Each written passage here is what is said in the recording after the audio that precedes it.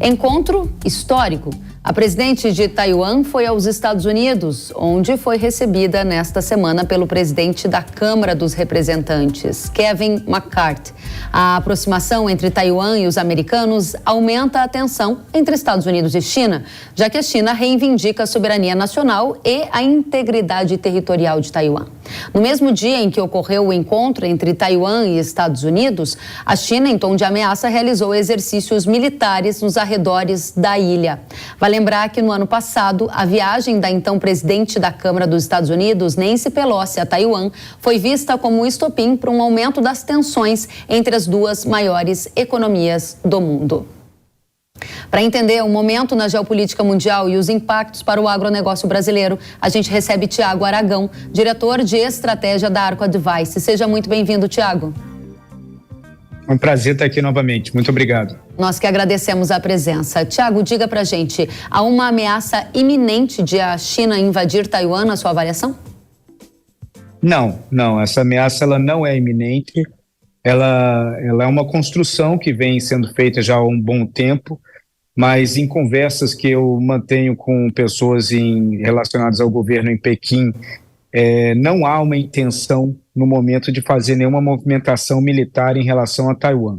Até porque a China entende que isso não seria uma ação rápida, seria uma ação complicada, de longo prazo, que traria efeitos negativos para a sua economia, principalmente num momento que eles estão num processo de revitalização e recuperação econômica. Então seria totalmente contraproducente no momento, mas isso não impede que as tensões vão aumentando com ações granulares de um lado e de outro, como nós vimos essa semana.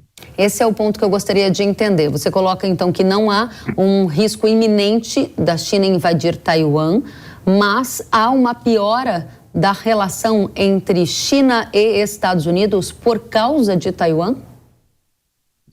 Sim, existe sempre uma piora nessa relação vinculada à questão de Taiwan, porque Taiwan acaba sendo o caminho mais fácil para que os Estados Unidos possa retaliar alguma ação no qual eles consideram ofensivas por parte da China.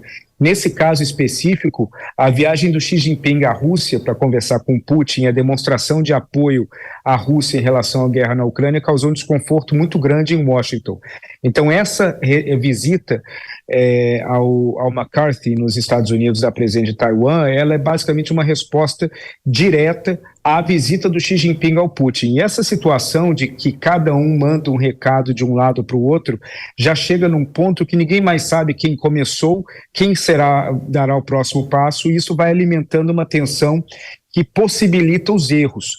O grande risco que nós temos no mundo hoje em relação a um possível conflito militar entre Estados Unidos e China se dá não por ações deliberadas de uma invasão chinesa em Taiwan, mas por ações equivocadas a partir de erros baseados na superpopulação militar ao redor da ilha de Taiwan. Então, cada vez que a China faz mais exercícios militares, os Estados Unidos responde com mais presença militar na região.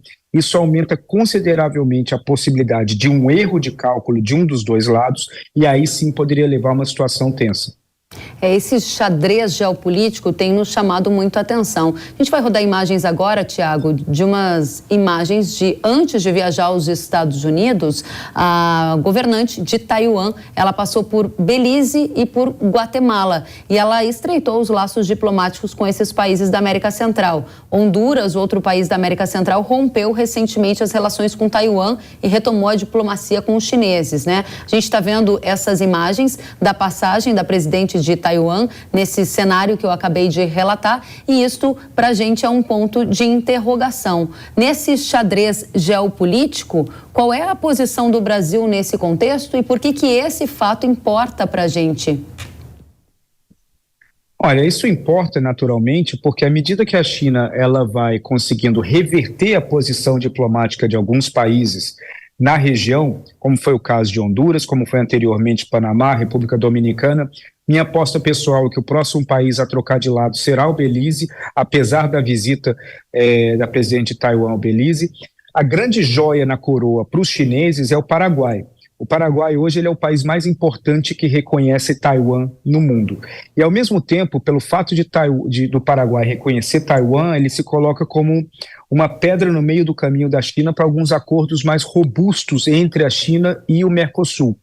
porque muitas vezes esses acordos, as tentativas de um acordo mais amplo de livre comércio entre o Mercosul e a China são impedidos por conta do reconhecimento paraguaio a Taiwan e não a República Popular da China. Então, cada vez que nós vemos uma mudança de certos países que reconhecem Taiwan e passam a reconhecer China, nós identificamos que cada vez mais a China está mais próxima de causar uma reversão total na região, culminando no Paraguai, e possivelmente isso acaba também mudando todo o aspecto da relação entre Mercosul e China, e o Brasil, sendo o país mais importante do Mercosul, é de um efeito muito importante. Essa é uma questão que eu gostaria de uma análise focada em Brasil. Há uma pressão que se aproxima do Brasil na sua avaliação, que a gente pode esperar de agora em diante? Olha, o Brasil, ele é um país que ele possui uma dependência muito grande da China. A relação ela é desigual. O Brasil depende da China mais do que a China depende do Brasil, apesar de que a soja e outros alimentos comprados e outros commodities importados do Brasil são de suma importância para a China. Mas a China ela consegue buscar algumas variações de vendedores com mais facilidade do que o Brasil consegue buscar uma variedade de compradores. Então, isso torna uma relação de dependência. Toda relação de dependência, ela é, por definição, desigual. E por ser desigual, o Brasil ele acaba se colocando numa posição onde o Brasil ele é obrigado a aceitar as condições impostas pela China, ao invés de ditar as regras de como essa relação funciona.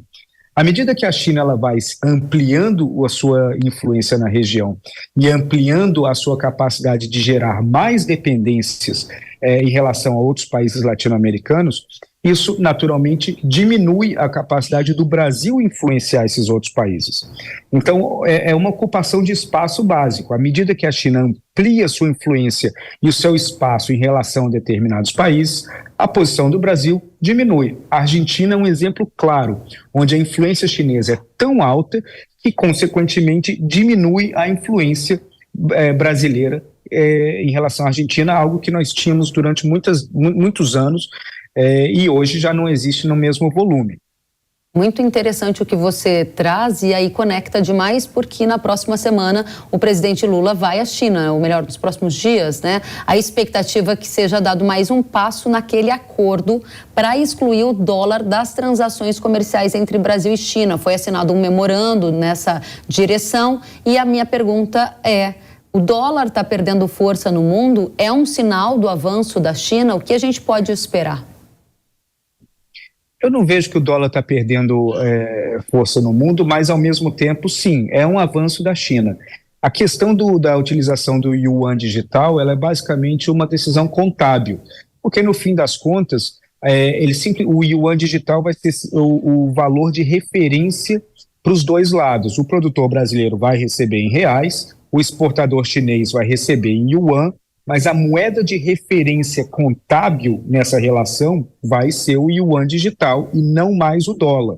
Isso, naturalmente, aumenta a influência do yuan, mas nós ainda estamos longe de ter uma situação onde o yuan substitua o dólar em termos de confiança, por 1000 razões. Primeiro, que o dólar está muito imbuído culturalmente, financeiramente no mundo. O yuan é desconhecido e não existe um conhecimento profundo do processo de tomada de decisão do Banco Central chinês e até em relação à transparência da economia chinesa. E a gente dificilmente vai ver indivíduos ou empresas no mundo optando por receber pagamentos em yuan do que em dólar. Se tiver sempre a opção, as pessoas vão optar pelo dólar. Mas nesse caso não se trata de receber em yuan ao invés de dólar, é simplesmente em relação à referência contábil, e isso, por mais que não cause um grande impacto nas mudanças e não vai afetar o exportador brasileiro, mas sim amplia o leque de influência da China no mundo.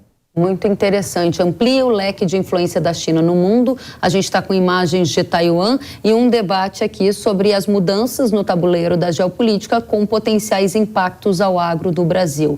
Nós estamos ainda vivendo uma guerra entre Rússia e Ucrânia e com atenções muito voltadas à relação entre China e Estados Unidos. Como você resume o momento em que estamos vivendo hoje e as suas projeções para o futuro, Tiago? Olhando, claro, com um olhar mais atento com os impactos voltados ao agro. A gente vive num momento que ele é o mais incerto dos últimos 20 anos, ou possivelmente desde o fim da Guerra Fria. E as pessoas, elas não se dão muito conta porque as grandes mudanças do mundo, elas vão acontecendo de uma forma tão aos poucos que muita gente acaba não percebendo as grandes mudanças que existem. Hoje nós temos um ambiente global muito diferente do que nós tínhamos há 10 anos. O fato da China poder ditar certos rumos no mundo é de extrema relevância.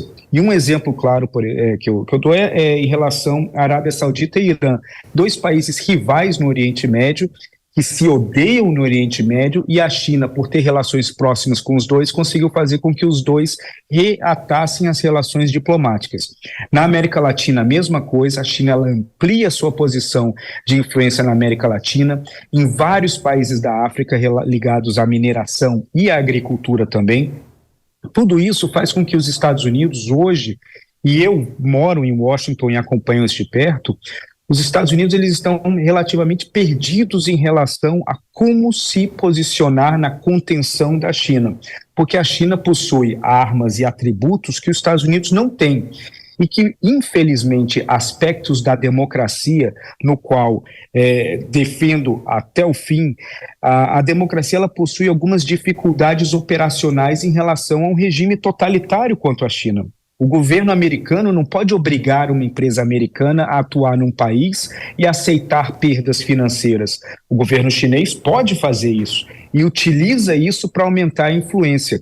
É uma briga que os Estados Unidos talvez ainda não compreenderam muito bem de como funciona a capacidade de influência chinesa, a capacidade de absorção de certos países para sua esfera de poder, porque ainda existe aquela velha mentalidade de que a relação entre os países se dá por ligas ideológicas, e não é verdade. O pragmatismo é a principal arma do governo chinês, porque ele é baseado num acesso fácil a crédito.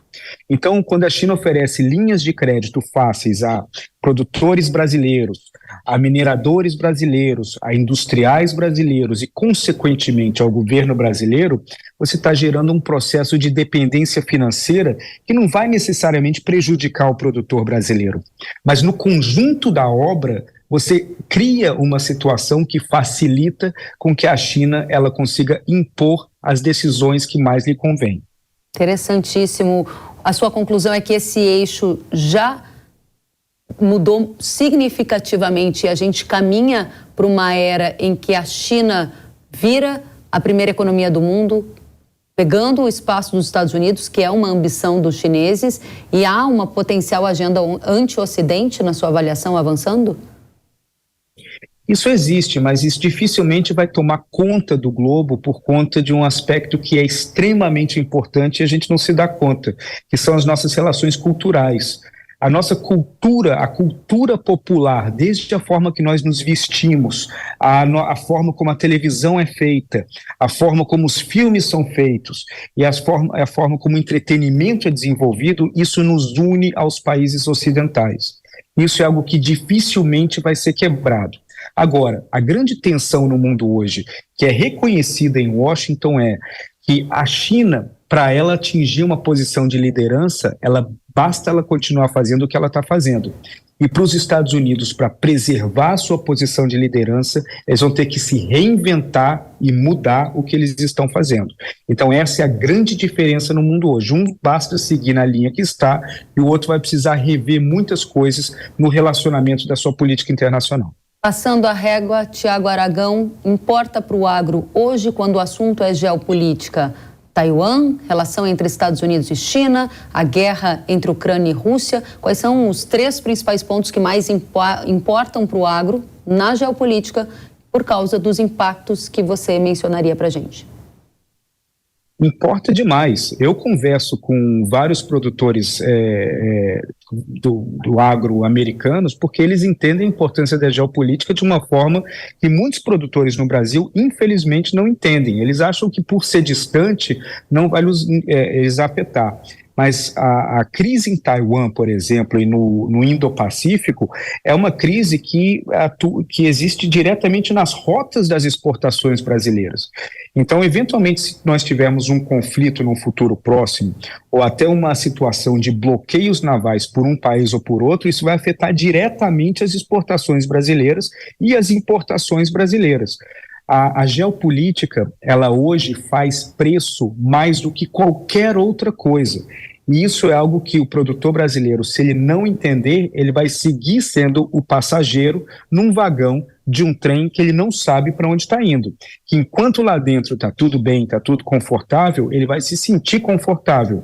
Mas se ele não sabe para onde esse trem está indo, muito menos quem está guiando esse trem, o destino pode ser um destino completamente desagradável. Tiago Aragão, diretor de estratégia da Arco Advice, é sempre uma grande satisfação ouvi-lo. Volte muito mais vezes, porque o agricultor brasileiro, a audiência da Jovem Pan, sabe da importância da geopolítica e quer as suas análises direto de Washington daqui para frente. Muito obrigado. Obrigada. Até a próxima.